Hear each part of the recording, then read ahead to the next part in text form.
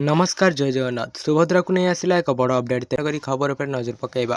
Bank account को आसो 10,000 टंका एही तारीख में आसो आपण सुभद्रा टंका जानतु महिला खुशी खबर बैंक अकाउंट रे जमा हेब सुभद्रा टंका से पुणी एकाथर के 2टी किस्ती टंका पठाइबे राज्य सरकार। तेज आसतु जाना केवे आउ के टंका आसो नुआ वर्ष में आसला नुआ अपडेट हिताधिकारी खुशी खबर पुणी मिल सुभद्रा टंका किस्ती चलित सप्ताह मिल सुभद्रा अर्थ हिताधिकारी मुख्यमंत्री मोहन चरण माझी देवे बड़ उपहार। तेबे आसतु जाना क्यों मानू यही टंका मिल उपमुख्यमंत्री प्रभाती परिड़ा सूचना अनुसार प्रथम करी सुभद्रा योजन सामिल होता महिला और कौन कारण सुभद्रा योजन वंचित होता महिला को यही टंका मिल राज्यर विकास पर सरकार द्वारा लागू होता विकासोन्मुखी योजना मध्यरु सुभद्रा योजना गोटे। यही योजन प्रतिवर्ष 10,000 लेखाएं सहायता देवाक मुख्यमंत्री प्रतिश्रुति दे आसुछंती।